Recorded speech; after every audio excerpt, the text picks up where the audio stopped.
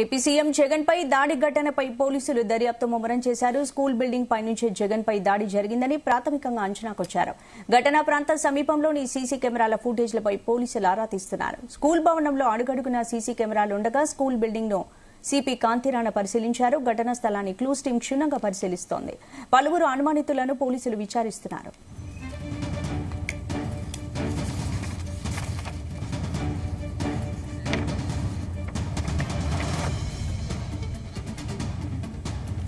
Vivekananda school కు గంగానమ్మ గుడికి మధ్యలోని చెట్ల దగ్గర నుంచి దాడి జరిగినట్లు ప్రాథమికంగా నిర్ధారణకొచ్చారు. సీఎం జగన్ పై పక్కా స్కెచ్ వేసుకుని దాడికి పాల్పడినట్లు తెలుస్తోంది. వివేకానంద స్కూల్ కు గంగానమ్మ గుడికి మధ్య ఉన్న చెట్ల దగ్గర నుంచి దాడి జరిగినట్లు పోలీసులు అనుమానిస్తున్నారు. ఇక అక్కడ పూర్తిగా చీకటిగా ఉండడం, చెట్లు ఉండడంతో నిందితుడు కనిపించలేదు. దాడికి పాల్పడి అక్కడి నుంచి ఈజీగా ఎస్కేప్ కావచ్చని ఈ ప్రాంతాన్ని ఎంచుకున్నాడు. 30 అడుగుల దూరం నుంచి బలంగా రాయిని విసిరినట్లు తెలుస్తోంది. జగన్ షెడ్యూల్ ప్రకారం శనివారం రాత్రి విజయవాడ చేరుకుంటారని ముందే తెలుసుకున్న ఆగంతకుడు ఇందుకు తగ్గట్టే ముందస్తు కుట్ర ప్రణాళికను సిద్దం చేసుకున్నాడనే అనుమానాలు వ్యక్తమవుతున్నాయి.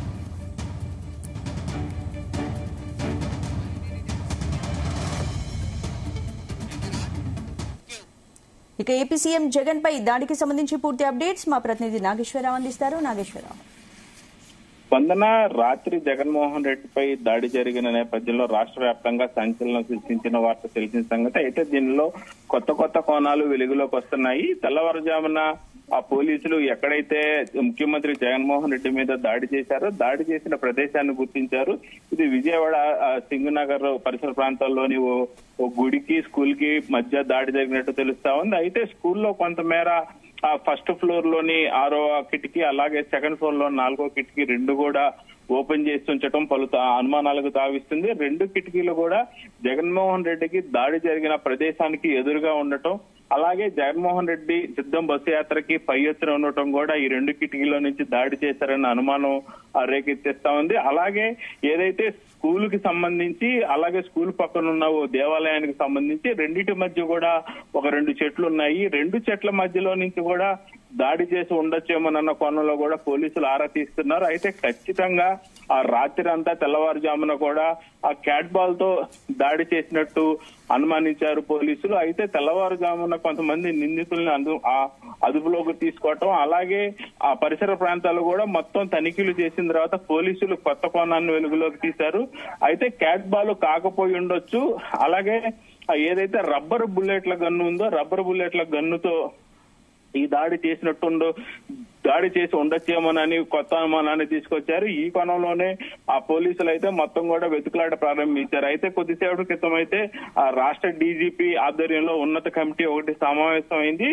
ఆ డీజీపీ ఆధ్వర్యంలో ఉన్నత కమిటీ సమావేశంలో కూడా ఖచ్చితంగా ముఖ్యమంత్రి జగన్మోహన్ రెడ్డిని క్యాట్ బాల్ తో కొట్టింది కాదు, ఇది ఒక రబ్బర్ బుల్లెట్ల గన్ను సంబంధించి అలాంటి ఏదైనా ఆ వస్తువుతో దాడి చేసి ఉండొచ్చేమోనన్న కోణంలో అయితే ఆ వెలుగులోకి వచ్చింది. ఆ డీజీపీ ఆధ్వర్యంలో ఏర్పడిన ఈ ఉన్నత కమిటీ కూడా ప్రతి గంటకు ఒకసారి సమావేశం ఏర్పాటు చేసుకొని ఈ సమావేశంలో జగన్మోహన్ రెడ్డి మీద జరిగిన ఆ దాడిని అయితే సమీక్షిస్తా ఉన్నారు. అయితే పలువురిని అనుమానితులను అదుపులోకి తీసుకున్న పిదప కూడా ఓ కంక్లూజన్ కు వచ్చినట్టు తెలుస్తా ఉంది. అయితే రబ్బరు బుల్లెట్ల గన్ను గాని మరేదైనా ఆ వస్తువులతో దాడి చేసినట్టు తెలుస్తా ఉంది. అయితే రబ్బర్ బుల్లెట్ల గన్ను గాని మరేదైనా మారణాయుధంతోనే జగన్మోహన్ రెడ్డి మీద దాడి చేసినట్టయితే ఒక నిర్ణయానికి వచ్చినట్టు తెలుస్తా ఉంది. అయితే డీజీపీ సమీక్ష సమావేశంలో కూడా విశాల్ గున్ని ఎవరైతే విజయవాడ సిపి ఉన్నారో విజయవాడ సిపి ఈ దాడి గురించి పూర్తిగా డీజీపీకి ఆ సమీక్ష సమావేశాలు వివరించారు. అలాగే ఎవరైతే నిందితులను అదుపులోకి తీసుకున్నారో నిందితులను అదుపులోకి తీసుకున్న వారిని కూడా ఆ డీజీపీకి ఆ విశాల్ గున్ని వివరించారు. అయితే దీనిపై అంటే దాడి చేసిన వారు ఎవరై ఉండొచ్చు, దాడి చేయాల్సిన అవసరం ఏంటి, అంటే ఇందుకు సంబంధించి ఎవరిని అనుమానిస్తున్నారు పోలీసులు? అయితే ప్రధానంగా డీజీపీకి సిపి విశాల్ గున్ని ఇచ్చిన వివరాల ప్రకారం అయితే ఖచ్చితంగా ఇది ఒక 4 వ్యక్తులు గత 2 రోజుల నుంచి కూడా స్కూల్ పరిసర ప్రాంతాల్లో చుట్టుపక్కల తాచెల్లాడుతా ఉన్నారు. 4 కూడా ఆ చుట్టుపక్కల పరిసర ప్రాంతాల్లో సీసీ కెమెరాలో 1కి 2 సార్లు పడినట్టు తెలుస్తా ఉంది. అయితే ఆ రాత్రి గాని తెల్లవారుజాము దాకా కూడా ఒకర్లే దాడి చేసినట్టు పోలీసులు అనుమానించారు. అయితే తెల్లవారుజాము నుంచి మాత్రం ఖచ్చితంగా ఇది ఒకర్లు చేసిన దాడి కాదు, 4 వ్యక్తులు చేసిన దాడిగా ఒక నిర్ణయానికి వచ్చారు. అయితే 4 ముగ్గురు లేక ఇద్దరు నుంచి 5 లోపు వ్యక్తులు ఉండొచ్చని అయితే ఒక అభిప్రాయానికి వచ్చారు. వీరు అయితే 4 వ్యక్తులు మాత్రం పరిసర ప్రాంతాల్లో అక్కడ తాచిల్లాడటం, ఏదైతే 4 గంటలకి ఆ ప్రదేశానికి రావాల్సిన ముఖ్యమంత్రి జగన్మోహన్ రెడ్డి 2.5 గంటలు లేటుగా రావటం, ఆ పెదప అక్కడ వాళ్ళు ఏదైతే ముఖ్యమంత్రి జగన్మోహన్ రెడ్డి మీద దాడి జరిగిన ప్రదేశంలో 2 చెట్లు ఉన్నాయి. ఆ 2 చెట్ల మధ్యలో నుంచి